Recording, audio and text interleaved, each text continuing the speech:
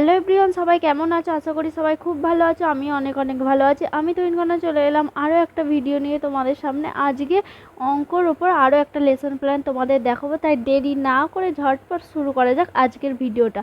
তো প্রথমেই দেখো, অন্যান্য লেসন প্ল্যানের মতো এটারও বাম দিকে বিদ্যালয়ের নাম, শ্রেণী, শিক্ষার্থীর সংখ্যা, গড় বয়স, শিক্ষার্থী শিক্ষিকার নাম, সময়, ক্রমিক সংখ্যা, তারিখ এইগুলো লিখবে। আর ডান দিকে লিখবে বিষয়, একক, উপ একক।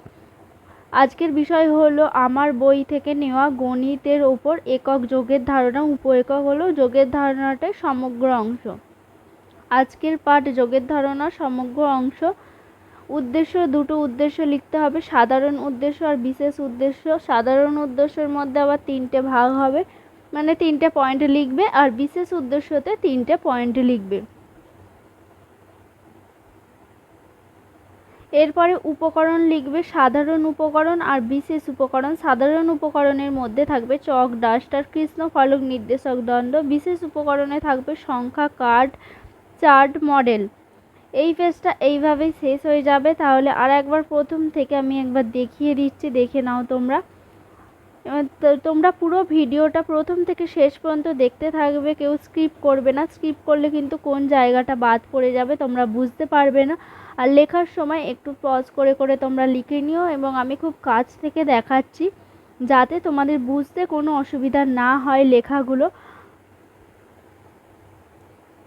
তো এইভাবে প্রথম পৃষ্ঠাটা এখানেই শেষ হয়ে যাবে। এরপর পেজটা উল্টাবে, উল্টালে এই দিকে বিষয়বস্তুর ছবিটা তোমরা অ্যাড করবে। দেখতেই পাচ্ছ বিষয়বস্তুর ছবি মারবে, আর অপোজিট দিকে থাকবে আয়োজন স্তর। মোট তিনটে যে স্তর, আয়োজন স্তরটা প্রথম স্তরের মধ্যেই পড়ে। তো আয়োজন স্তরে প্রথমে হবে বিষয়বস্তু, শিক্ষিকার কাজ, যৌক্তিকতা, শিক্ষার্থীর আচরণ, যৌক্তিকতা, সময়, প্রত্যাশিত উত্তর। তাহলে এখানে কি কি ছক থাকে একবার এই যে আমি উঁচু করছি দেখিয়ে নাও। বিষয়, শিক্ষিকার কাজ, যৌক্তিকতা, শিক্ষার্থীর আচরণ, যৌক্তিকতা, সময়, প্রত্যাশিত উত্তর, এই কটা ছক থাকবে। এবং বিষয়বস্তুতে প্রথমে থাকবে শ্রেণী সজ্জা। শিক্ষিকার কাজে শ্রেণীতে প্রবেশ করে শিক্ষার্থীদের সাথে কুশল বিনিময় করে নেওয়ার পরে উপস্থিত শিক্ষার্থীদের দুটি দলে ভাগ করে দেব। দল বিভাজন হলো ক দল ও খ দল। যৌক্তিকতা, মনোযোগ ও আগ্রহের সৃষ্টি। এরপর শিক্ষার্থীর আচরণ, যৌক্তিকতা, এই দিকে হবে শিক্ষার্থীরা শিক্ষিকার কথা শুনবে ও নিজেরা শিক্ষিকার কথা মতো দলে ভাগ হয়ে বসবে। এরপর হবে পূর্ব জ্ঞান যাচাই ও নতুন পাঠে আগ্রহের সঞ্চার। বিষয়ের সঙ্গে সম্পর্ক স্থাপনের জন্য পূর্ব জ্ঞান যাচাইয়ের মধ্য দিয়ে আজকের পাঠে প্রবেশের উদ্দেশ্যে কিছু প্রশ্ন করব। যৌক্তিকতাই হবে স্মরণ ক্ষমতা বৃদ্ধি, উত্তর দেওয়ার প্রবণতা বৃদ্ধি। শিক্ষার্থী শিক্ষিকার প্রশ্নগুলি মনোযোগ সহকারে শুনবে ও উত্তর দেওয়ার চেষ্টা করবে। এইভাবে এখানে দেখো, এই যে কিছু প্রশ্ন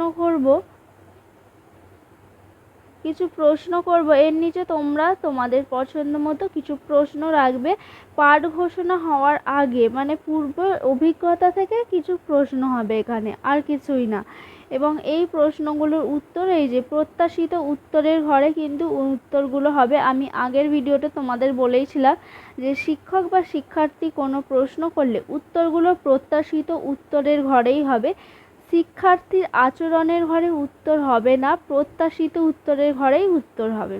এরপর পাঠ ঘোষণা হবে। আজকে আমরা যোগের ধারণা সম্বন্ধে আলোচনা করব। তাহলে পুরোটা আশা করি বুঝতে পারছো। আর একবার আমি দেখিয়ে দিচ্ছি কাছ থেকে, তোমাদের যাতে দেখতে কোনো অসুবিধা না হয়, লেখাগুলো বুঝতে কোনো অসুবিধা না হয় সেই জন্য। এবং তোমরা পুরো ভিডিওটা প্রথম থেকে শেষ পর্যন্ত দেখবে, এবং ভিডিওটি কেমন লাগলো সেটা অবশ্যই কমেন্ট করে জানিও। আর যারা আমার চ্যানেলে নতুন, অবশ্যই চ্যানেলটি like, comment, share and subscribe করতে কেউ ভুলো না। আর বেল ঘন্টিটাও প্রেস করে রেখো, যাতে আমার ভিডিও আপলোড করার সাথে সাথে তোমার কাছে সবার প্রথম পৌঁছে যায় ভিডিওটি।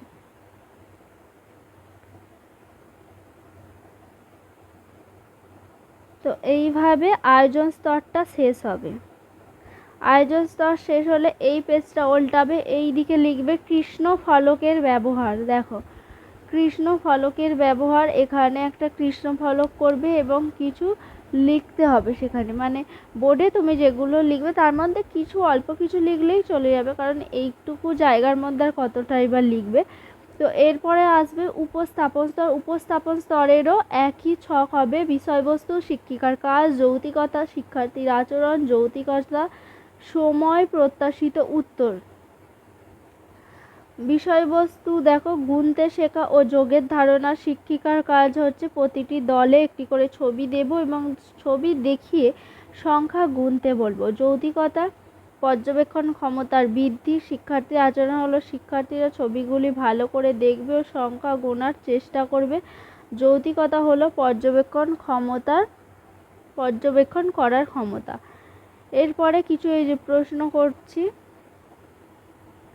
আর একটা জিনিস বলে দিই, আয়োজন স্তরের সময় কিন্তু 10 মিনিট থাকে, আর উপস্থাপন স্তরের সময় 20 মিনিট, আর মূল্যায়ন স্তরের সময় 10 মিনিট। মোট টোটাল সময় হচ্ছে 40 মিনিট। আয়োজন স্তর আর মূল্যায়ন স্তরের সময় হলো 10 মিনিট। উপস্থাপন স্তরটা শুধু হবে 20 মিনিট। দেখো আমি কাছ থেকে দেখিয়ে দিচ্ছি লেখাগুলো। প্রত্যেকটা যে প্রশ্ন করবে তার কিন্তু সোজাসুজি উত্তরগুলো করবে। দেখো যেমন ক দলে তুমি বলো তো ছবিতে কয়টি ফুল আছে, এর সোজাসুজি কিন্তু প্রত্যাশিত উত্তরের ঘরে এই যে 4টি উত্তর লেখা আছে। তারপরে দ্বিতীয় প্রশ্ন, দেখো তোমাকে 2টি ফুল দিলাম ও তোমার বন্ধুকে 2টি ফুল দিলাম, তাহলে তোমাদের দুজনের কাছে মোট কয়টি ফুল হবে, এইটাও সোজাসুজি দেখো 2টি ফুল ও 2টি ফুল, মোট 4টি ফুল, এইভাবে লিখবে। তোমরা আর কি কি ধরনের ভিডিও দেখতে চাও অবশ্যই সেগুলো কমেন্ট করে জানিও, আমি সেই ভিডিওগুলো আনার চেষ্টা করব। আর যারা আগের কোনো ভিডিও তোমরা দেখোনি লেসন প্ল্যান এবং তোমাদের ডিএলএডের ফার্স্ট ইয়ারের যে স্কিলের খাতাগুলো হয় তার তোমরা যদি ভিডিও না দেখে থাকো তাহলে আমার চ্যানেলে আগে ভিডিওগুলো দেওয়া আছে, সেগুলো অবশ্যই দেখে নিও, তোমরা তোমাদের সুবিধা মতো করে নিতে পারবে। আর সেকেন্ড ইয়ারে তো বলেইছি অনেকগুলো লেসন প্ল্যান করতে হবে তোমাদের। একটা হলো বেস্ট অফ 4 যেটা এক্সটার্নাল খাতা, আর হবে একটা 40টা লেসন প্ল্যান যেটা স্কুল ইন্টার্নশিপে নিয়ে যেতে তোমাদের লাগে। তো ওখানে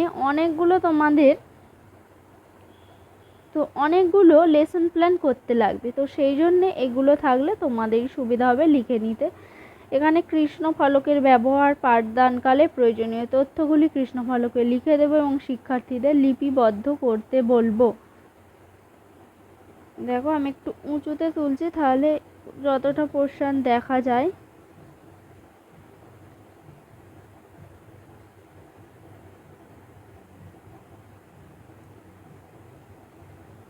আশা করি বুঝতে পারছো তোমরা পুরো লেখাটায়। তাহলে কটা ছক হবে একবার দেখে নাও। একটা, এখানে থাকবে বিষয়বস্তু, 2টো, এইখানে থাকবে শিক্ষিকা বা শিক্ষকের কাজ, 3 নম্বরে হবে যৌক্তিকতা, 4 নম্বরে হবে শিক্ষার্থীর আচরণ, 5 নম্বর আবার যৌক্তিকতা, 6 নম্বর সময়, আর 7 নম্বর প্রত্যাশিত উত্তর। এটা উপস্থাপন স্তরের এই পেজটা শেষ হয়ে গেল। এরপরে আসবে মূল্যায়ন স্তর।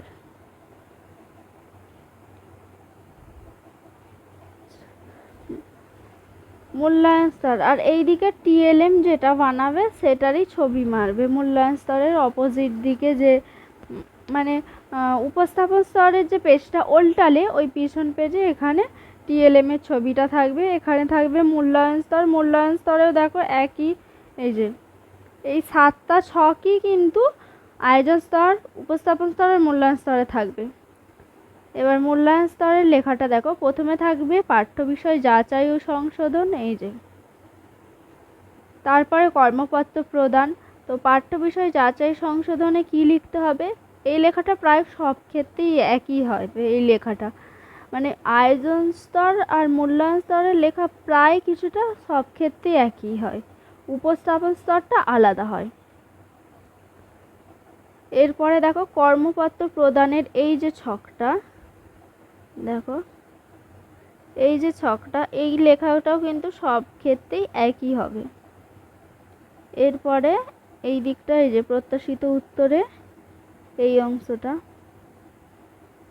তারপরে আসবে পুনঃশিক্ষা ও পুনর্মূল্যায়ন। তোমরা কিন্তু অনেক ভিডিওতে, আমি আগেই বলেছি, অনেক ভিডিও যেখানে লেসন প্ল্যান অনেক দেখতে পাবে, কিন্তু সেখানে পুনঃশিক্ষা বা পুনর্মূল্যায়নের কোনো তোমরা লেখা পাবে না। কিন্তু এটা মাস্ট, এটা করতে হবে। অনেক ভিডিও, অনেক বইয়েও তোমরা দেখবে পুনঃশিক্ষণ পুনর্মূল্যায়নের কোনো লেখা পাবে না, কিন্তু এটা দিতে হয়।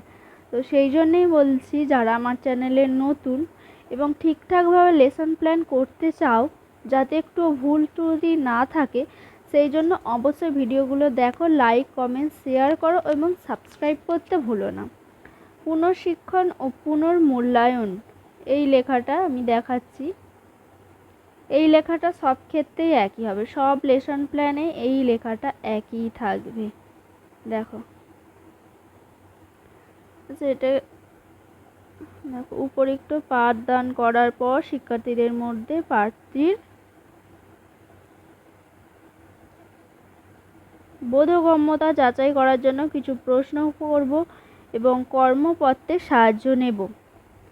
যদি এই মূল্যায়নে শিক্ষার্থীদের কোনো রকম দুর্বলতা পরিলক্ষিত হয়, তবে ওই দুর্বলতা দূরীকরণের জন্য পুনরায় আলোচনা করব। পুনঃশিক্ষণের মাধ্যমে শিক্ষার্থীদের দুর্বলতা কতটা বোধগম্য হয়েছে তা জানার জন্য আবার একবার পুনরায় মূল্যায়নের ব্যবস্থা করব। তাহলে মূল্যায়ন স্তরে প্রথমে এই ছকটা হবে, তারপর পুনঃশিক্ষা পুনর্মূল্যায়নের লেখাটা হবে, এরপর পেজ উল্টালে হবে কর্মপত্রে মোট 10টা এমসিকিউ টাইপের প্রশ্ন দিতে হয়। যে কোনো এক কথায় উত্তর হতে পারে, শূন্যস্থান পূরণ হতে পারে, ঠিক ভুল দেওয়া, এগুলো মোটামুটি এমসিকিউ টাইপের 10টা প্রশ্ন দিতে হবে। তো আজকের এই ভিডিওটা এখানেই শেষ করলাম। দেখা হবে তোমাদের সাথে আরও অন্য কোনো ভিডিওতে।